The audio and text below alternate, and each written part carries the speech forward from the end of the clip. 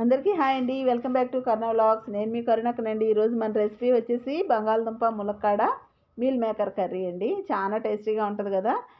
ఇప్పుడు నేను కుర్మా లాగా అయితే చేస్తున్నానండి.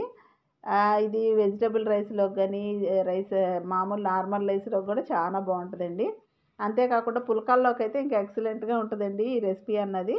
దీనిలోకి నేను మీల్ మేకర్ని శుభ్రంగా కడిగేసి వేడి నీళ్ళలో అయితే ఒక 5 నిమిషాలు ఉంచేసి వాటర్ అంతా పిండేసి చన్నీళ్ళల్లో అయితే వేసేయాలండి దీన్ని ఒక నిమిషము. ఇప్పుడు నేను బంగాళదుంపలు ఉడికించేసి పక్కన పెట్టానండి.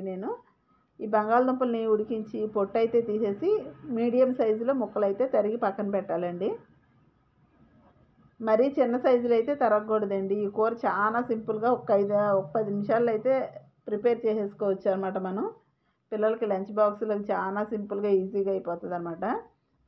ఇప్పుడు స్టవ్ వెలిగించుకొని బాండి పెట్టుకొని దానిలో కొద్దిగా ఆయిల్ అయితే వేసానండి. ఈ కర్రీకి ఆయిల్ అయితే కొంచెం ఎక్కువే పడుతుంది అనమాట, కుర్మా కదా. ఆయిల్ వేడెక్కాక చెక్క లవంగాలు వేసి కొద్దిగా వేయించి దానిలో పచ్చిమిర్చి, అల్లం చిన్నులపాయ పేస్టు, పచ్చి కొబ్బరి పేస్టు, కొద్దిగా కరివేపాకు, కొద్దిగా ఒక ఉల్లిపాయ అయితే సన్నగా తరుక్కొని వేసానండి. ఇందులో కొద్దిగా ఇప్పుడు మనం ఉప్పు కొద్దిగా రుచికి వేయాలండి. ఉప్పు అయిపోతే మళ్ళీ ఉల్లిపాయలు తీపి అన్నది వస్తుంది కదా, అది కాక మగ్గం అనమాట ఉల్లిపాయలు.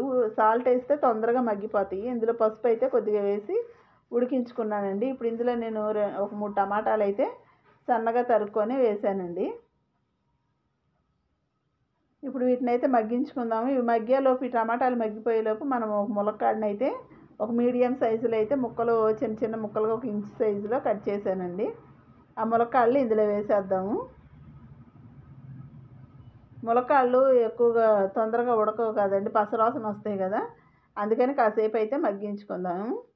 ఇందాక సాల్ట్ అవన్నీ వేసాం కదండి, వేయాల్సిన పని లేదనమాట. ఇంకా సాల్ట్ సరిపోతుంది.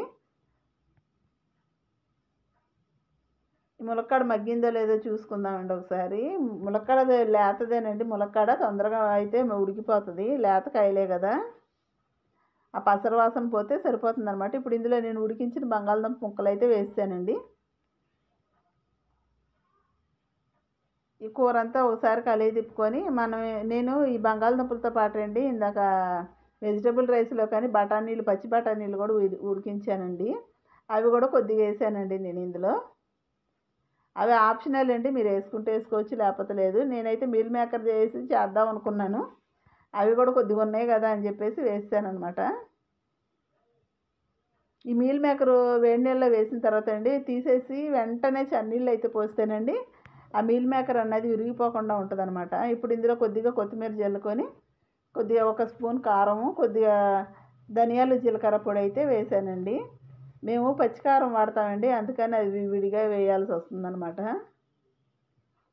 ఇప్పుడు ఈ కూర అంతా కలిగి పెట్టేసి కాసేపు అయితే మగ్గించుకుందాం. చక్కగా మగ్గిపోయింది కదండి. ఇందులో నేను వాటర్ ఎక్కువ పోయట్లేదండి, కుర్మాలాగా చేస్తున్నాను కదా, అవసరం లేదు వాటర్.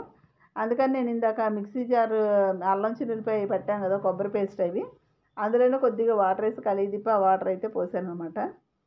ఆ వాటర్ సరిపోతుందండి దీనికి. చక్కగా ఎగిరిపోయింది కదా. ఇప్పుడు ధనియాలు జీలకర్ర వేసేస్తే అంతేనండి. కొద్దిగా కొత్తిమీర గార్నిష్ చేసేసుకుంటే రెడీ అయిపోయిందండి. చూసారు కదా, చాలా టేస్టీగా ఉంటుందండి ఈ రెసిపీ అన్నది. ఈ కుర్మాని మీరు కూడా ట్రై చేయండి ఒకసారి. ఎలా వచ్చిందో నాకు చిన్న కామెంట్ పెట్టండి. ఎవరైనా నా ఛానల్ ఇంకా సబ్స్క్రైబ్ చేసుకోకపోతే నా ఛానల్ సబ్స్క్రైబ్ చేసుకోండి ప్లీజ్. కొత్త వాళ్ళైతే సబ్స్క్రైబ్ చేసుకోండి, పాత వాళ్ళైతే నాకు చిన్న కామెంట్ పెట్టండి. థ్యాంక్స్ ఫర్ వాచింగ్ అండి.